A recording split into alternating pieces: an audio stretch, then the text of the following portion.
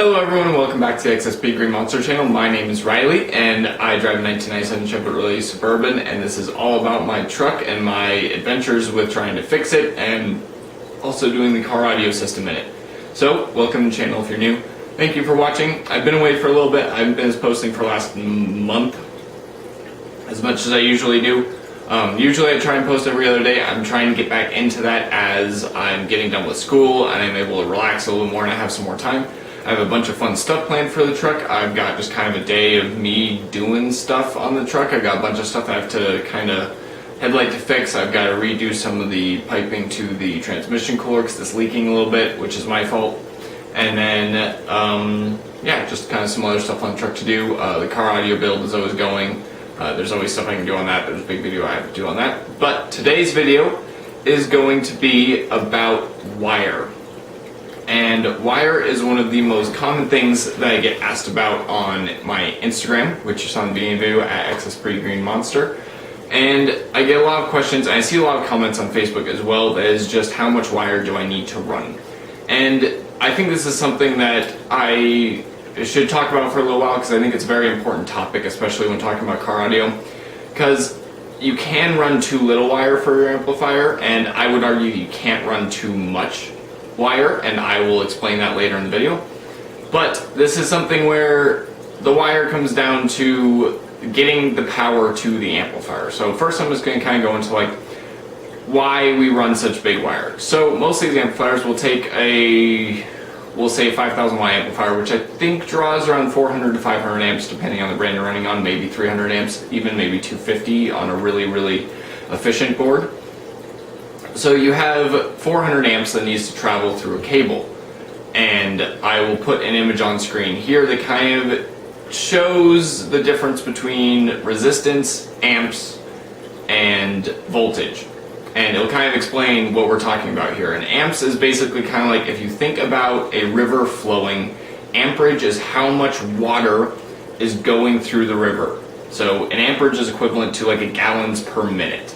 That's kind of what amperage is. That's not exactly what it is, but to help you kind of wrap your head around what amperage actually means is the amount of current flowing through a wire, flowing through something at a given time. So that can change, and obviously the max rating on your amplifier is not the usual one that you are running, but you want to run power for that max amperage pull because that is, you don't want to be restricting the amplifier when it's really pushing, especially if you're competing in SPL. You do not want, when you go to burp your vehicle for 3 seconds, you don't want that power to be the limiting, that run of wire to be the limiting factor in your amplifier's power output. Now, since wire is what is able to transfer the current, because current is what the amplifiers use, well, it's not what the amplifiers use to make power, but it's part of what they use to make power. And it takes power to make power. So if you have a huge battery setup in the front and you have a huge battery setup in the back and you have a massive amplifier in the back, but you're only running 4 gauge for thousands of watts of amplification, it's going to be the bottleneck in your system. And this is really all about just reducing bottlenecks in your system. And you don't want there to be any place, especially on those really long runs of wire, that is restricting flow. On shorter runs of wire, you can usually get away with running a shorter amount of, or a smaller gauge of cable. So what this comes down to is that the longer run of wire that you have, the more resistance there is built up in the wire. And it has to do, I think it's a very linear thing, so it's like for every foot it builds like 10,000th of a resistance in the wire. That's not the exact numbers, but just as a thing, so it's like if you have 2 foot, you'll have 2 10,000ths of resistance, but that's not the exact numbers, it is different than that. But just to give you an idea, it's the longer the runs are, the more resistance that is built up. And you're trying to get as little resistance as possible. As you saw in that photo, resistance is what is holding back the amperage while the voltage is trying to push it. So the looser that rope is, to say, based on that image that I put up, so looser that rope is, obviously, the more that you can push through the wire. Now, on shorter runs, the resistance is always going to be less because it's such a short run of wire. If you're running like a 6-inch stretch of wire, the resistance is going to be next to none no matter what gauge of wire you're running. You do still have to look at the amperage rating of wires. Now, these are kind of generalized, but I've heard that 1 aught or car audio 1/0 and Royal Xylene or welding cable 2/0 are around 250 to 350 amps. That is the max amperage rating for that run of wire. And I believe there are actually some very nice welding diagrams for, if you can look it up and you just search welding diagrams for current, that will show how much amperage can be pushed through a certain run of cable. Now, getting back to that car audio 1/0 versus welding cable 2/0. Car audio, once you get above, really all gauges are slightly oversized. I think 8 gauge is slightly oversized. I think 4 gauge is also slightly oversized. But the point is that car audio, if you're buying from a car manufacturer, JY, Down for Sound, XS Power, Sky High Car Audio, GP, any car audio company, 1/0 wire does not mean 1/0 wire. Based on the true AWG gauge, that would be a 2/0 wire, or a 00 wire, or a 00 wire. There's a lot of ways to say that, but basically the indication is 2 zeros next to each other. That is the gauge of wire that it is. It's simplified usually with a 2 and then a slash and then a 0, meaning 2-0 wire that goes up to 4-0 wire. And there's one company, which I'm blanking on the name right now, that makes an 8 gauge wire, or an 8/0 wire, I should say, an 8 gauge. So, and gauges go down. So at 40, if you're at 50 gauge wire, that is a teensy tiny wire. And you're coming down, 24 gauge wire is a little bigger. 8 gauge wire is about, say, 8 gauge wire is about 3/16 to 1/4 inch, usually in diameter.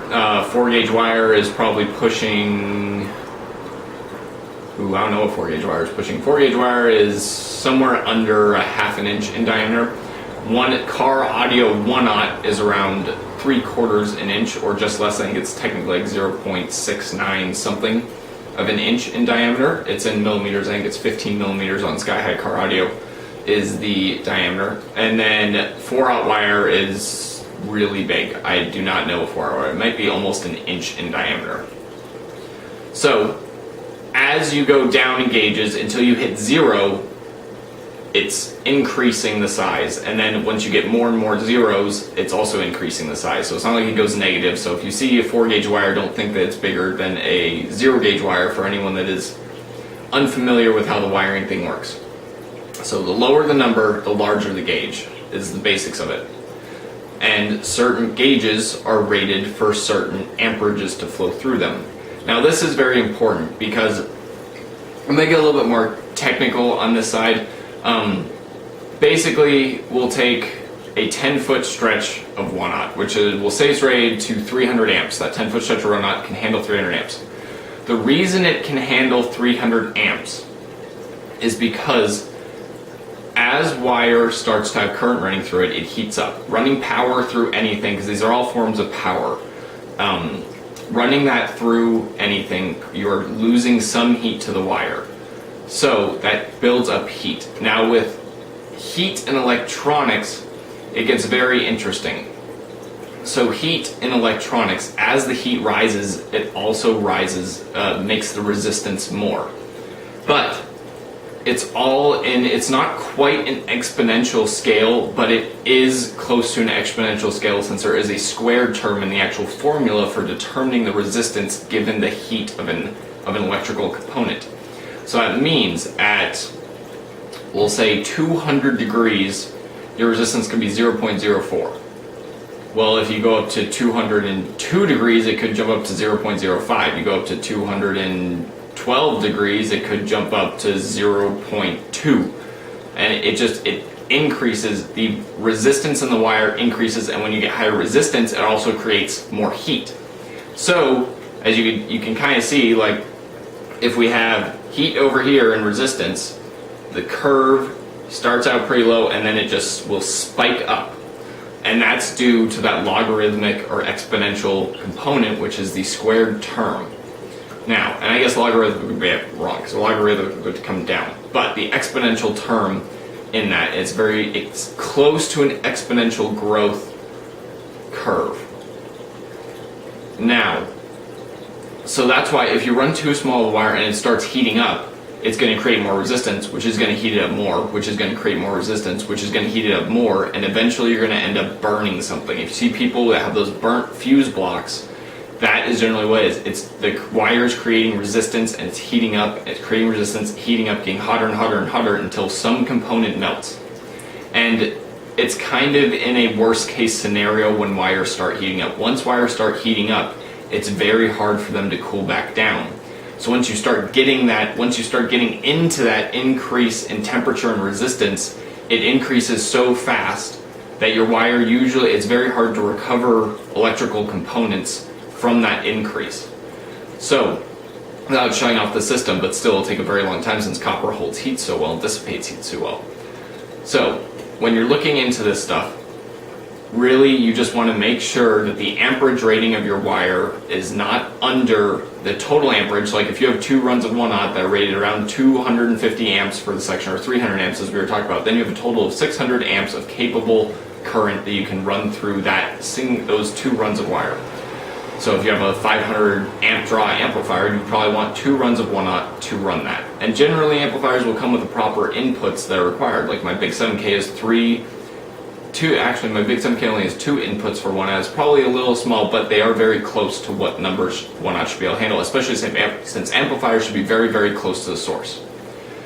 So that's kind of the more technological side behind wires and behind why you want to run bigger wires.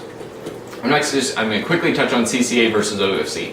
CCA is copper-clad aluminum, so it's going to look like a copper wire in some cases, but it's not. It's an aluminum wire with a copper coating around it.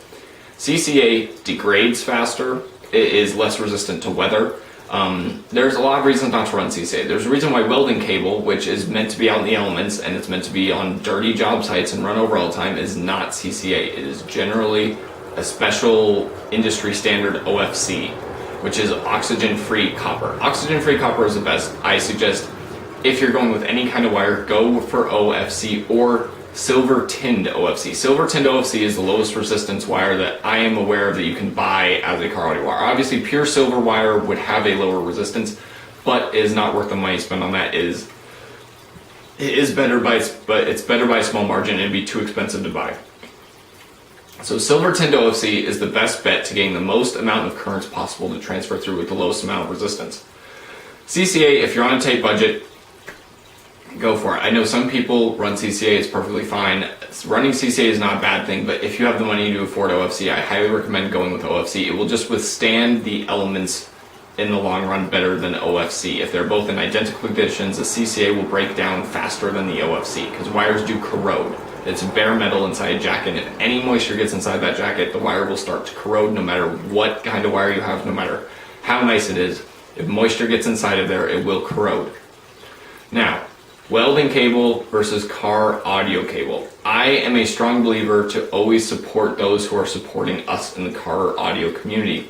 I only buy my wire through John Rabe at Sky High Car Audio. Huge shout out to him, the best customer service, the best everything with the company that I have dealt with, along with Mike Singer and all the other companies I have dealt with in this industry.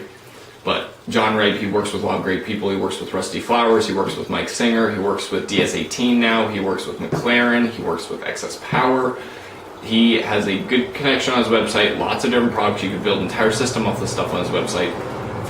It's a little bit more expensive, I feel like, than some other places that you can buy them. Obviously more expensive than Amazon or eBay or stuff you buy on there. But all the equipment is of very good quality, and it's all going to get delivered extremely fast, and if anything ever goes wrong with the equipment, he will take care of you, as he has with hundreds of other people. Some people have had problems with Sky High. Every company is going to have problems. I don't want you to be deterred if you hear that some people have problems with Sky High, because I guarantee if you go to any other company, someone's going to have a problem with that company. It just happens when you're in the business of selling things. Some things get their damaged. It happens. There's not really anything that any company can do to completely 100% prevent someone from getting a damaged item. It is not reasonable. They're not the only people in the loop. You'll get shipping drivers, everything. There's a lot of other things to go into, but he's a good guy. He's taken care of me a lot on my system. No, he hasn't. He's not sponsoring me. They don't have a team. They have not gotten any product from free from him. I bought all my product at 100% cost.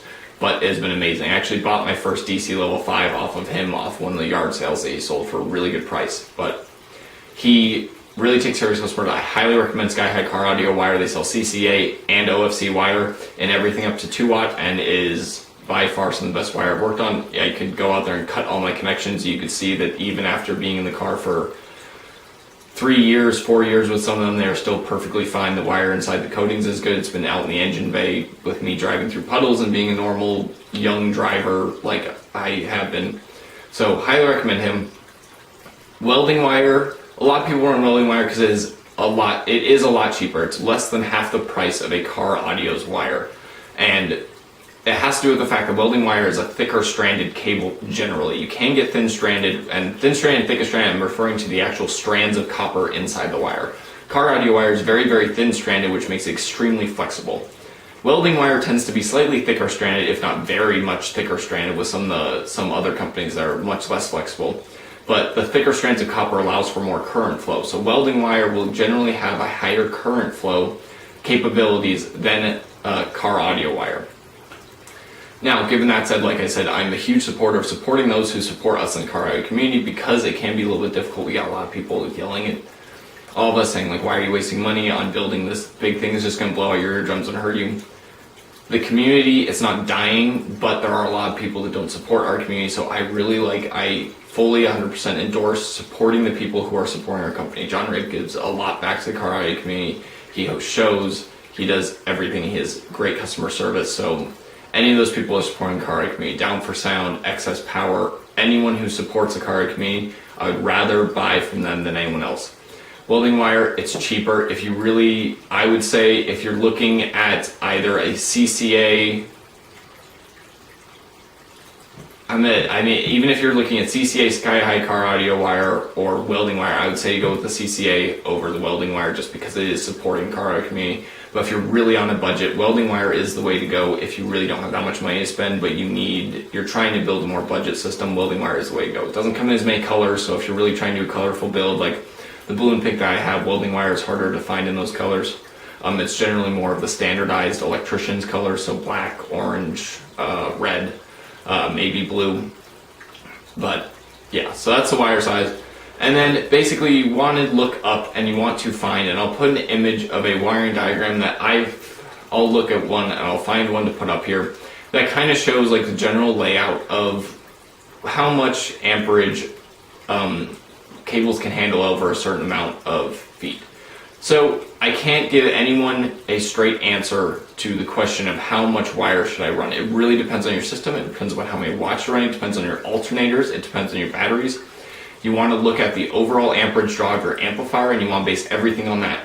And with that, you want to have an equal amount of grounds, because what happens is you're making a complete circuit from the battery through the power to the vehicle chassis, because that's where you want to ground always, is to the chassis, and then back into the battery. That's how the current will flow through the system.